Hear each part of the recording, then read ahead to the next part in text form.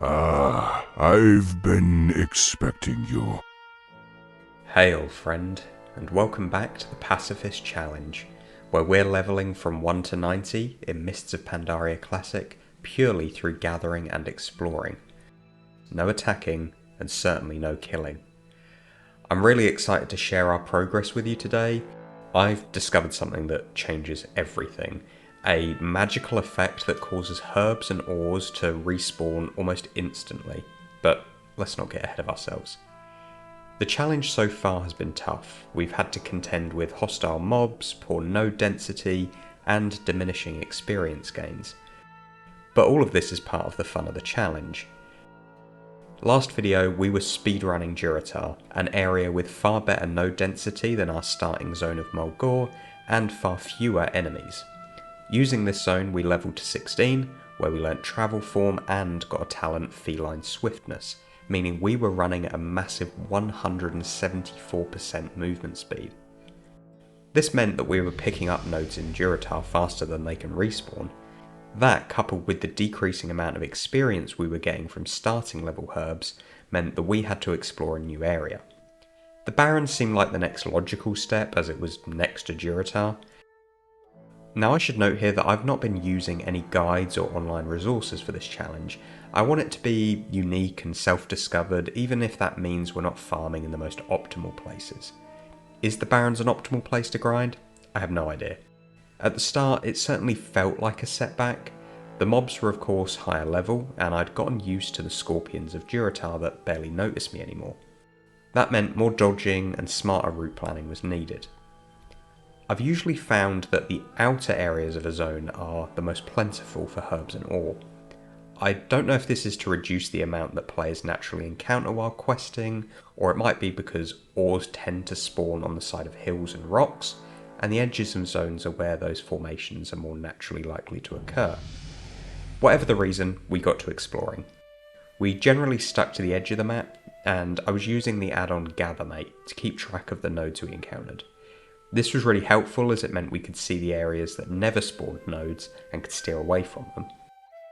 This meant that with every loop of the zone we were getting more information and becoming more efficient.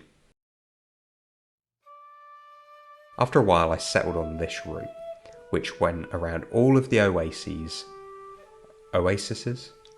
which went around all of the bodies of water and kept mostly to the outskirts of the map. Occasionally we'd head back to Durotar for the nostalgia and give the nodes in the Barrens a chance to reset, but the experience drop-off got more severe as we levelled, so we're going to stick purely to the Barrens from now on. What started off feeling sluggish slowly started to pick up in pace. We started to outlevel the mobs here, and with that cycle of easier gathering started to occur. I got into a good groove here and found that, irrespective of the zone we were in, the process of gathering continued to be a relaxing one. I've played WoW since the Burning Crusade, and I've always tried to do everything. PvP, dungeons, raids, achievements, collections, and whatever else you can think of. So it's been a real mindset shift to only focus on one aspect of gameplay. And I have to say that spending so long in each zone, exploring every inch of it, has felt like I'm playing a totally different game. What used to be a quickfire game was now slow and intentional, and I'm loving it. The soundtracks of each zone, the detailed environments, even the surprising unpredictability with which nodes respawn, they've all made me feel like I'm a kid again, wandering through Azeroth on my first ever character, just purely enjoying this incredible world. As we continue our challenge, I want to talk about the rules again. Rule number 1 is of course no killing or attacking, and that's no attacking of any kind. I can't even cast entangling roots on an enemy, even though it causes no damage. Rule number 2 is that we can only gain experience through professions and exploration. So, the professions that grant experience are herbalism, mining, and archaeology. We can learn archaeology once we get past level 20. I don't think this will bring in loads of XP at the moment, as in the old world of Kalimdor and the Eastern Kingdoms, archaeology dig sites are very spread out and we're on foot. That being said, it will be a nice little extra profession to get, and it will give a bit of variety to the challenge. The second part of that rule is about exploration. Again, this isn't a huge amount of experience, but it's a nice little extra for literally no effort. Plus, we can't turn it off, so we have no alternative. I'm also going to be allowing us to use treasure chests, as I see these as a pacifist way of exploring the world. Although I'm not going to hunt treasure chests, as they're almost always surrounded by hostile mobs, and they aren't easy to see, but if we find one, we'll open it, and every little helps. So, for methods of levelling, we have herbalism, mining, archaeology, exploring, and treasure chests. Now, I promised you a big reveal, and I think it's time for it. We'd been levelling in the Barrens for some time now, and again, the experience per node was starting to plateau. So I had a look at the map and decided to head to Hillsbrad Foothills, an area that I remember loving to level in my early days of WoW, and I remember ore farming there at one point. It's also close to lots of areas that gradually progress in level, from Arathi Highlands to Hinterlands into the eastern and western Plaguelands. I didn't make it to Hillsbrad though, because on the way I came upon this magical town.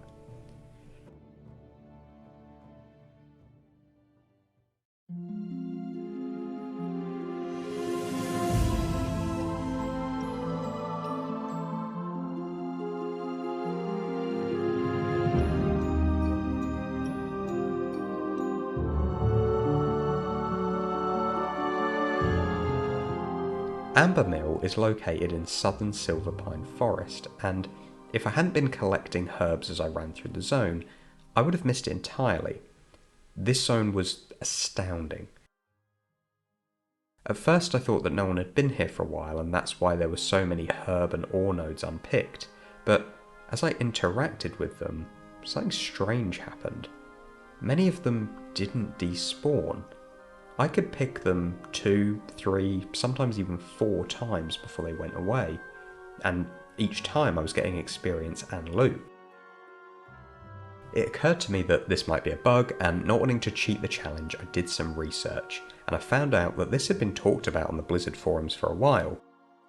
I couldn't see a specific post from Blizzard themselves about it, but I had a suspicion that this was intended, as the whole town of Ambermill was surrounded by a magical field, and only the nodes inside this field are affected. So whatever it is, this magic field must be causing insane regeneration within the earth, and that's why node spawns here are crazy. That's my theory anyway. So with our conscience clear, we got to farming. Ambermill has a number of different items we can gather: Briarthorn, Mage Royale, Earthroot, Tin Ore, and Silver Ore. All of these apart from Earthroot give increasing experience up to level 25. After that it does plateau, but I was convinced we wouldn't find anywhere with more plentiful drops than this for a while, so we're just going to lock in and keep farming. And let me tell you, the levels and loot were coming in so hot and fast that I think it's time for a leveling montage.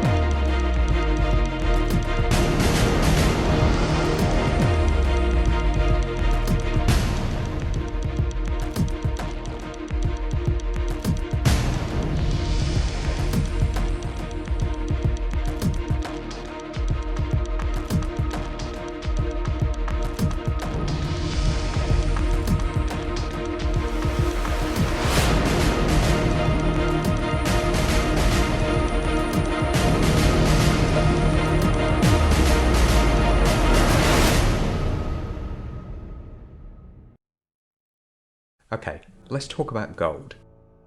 Up to this point, we've been earning around 200 to 300 gold per hour of farming in theoretical value.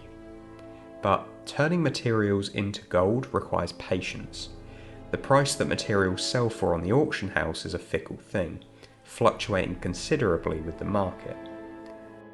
I knew I was going to be away for a few days, so I put all of my materials on the auction house at slightly inflated prices for the longest time you can at once, 48 hours. When I returned to the game, this strategy had paid off big time.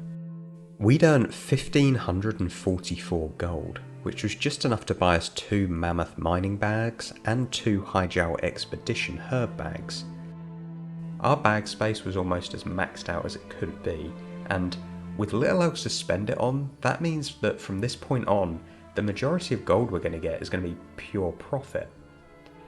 Now, I've been thinking a lot about the future of this challenge, and I've considered putting a lock on new expansion, maybe requiring us to earn a certain amount of gold before we can move on, just to add a bit more difficulty and grind to the challenge. It doesn't really bother me if the challenge takes longer, as long as it's still satisfying and enjoyable. I haven't settled on a specific idea for this yet, so feel free to leave suggestions in the comments about how this could work. So for a long time, we did loops around Ambermill, and then something strange happened. What? Oh no, I think I've finally broken the zone. We kept getting disconnected. I wasn't sure if it was a server issue or one of my add-ons was causing the game to crash, but there was one unintended side effect. Every time we relogged into the game, all of the nodes had respawned. This turned an already lucrative farming spot into an insane cash cow. But not wanting to ruin the challenge and milk it too much, I left the area. I turned off all the add-ons and logged out for a bit. And then we faced a decision. Do we stay in Ambermill, raking in insane profits from this location, or do we move on and keep the challenge moving forward? After some consideration, I thought, this is, after all, an exercise in slowing down and enjoying the simple life of grinding. So we're going to make the decision to move on from Ambermill and explore some new locations. As great as it's been to farm in this area, we've enjoyed it. I think the time has passed. It's time to move on. So with that decision made, we're going to do one last pass through Ambermill on our way to Hillsbrad, which happened to level us to level 31, and we're going to continue on to our original destination. In the next video, I want to learn archaeology and explore a few new zones. There's no specific level we're going to aim for. We're just going to take time and smell the peace bloom. Speaking of time, let's have a look at our /played. At level 31, we're at a total of 18 hours and 16 minutes. Not bad if I do say so myself. The most enjoyable part of this journey for me is the process of having a chill gathering session, an experience I'd love to share with the audience, so I'm thinking about streaming some of my farming sessions. I've never streamed before, so if this is something you'd be interested in, please let me know in the comments, and in particular if there's a streaming service you prefer to watch on, and I'll look into setting myself up on it. Thank you for joining us on this journey. Go with peace, friend.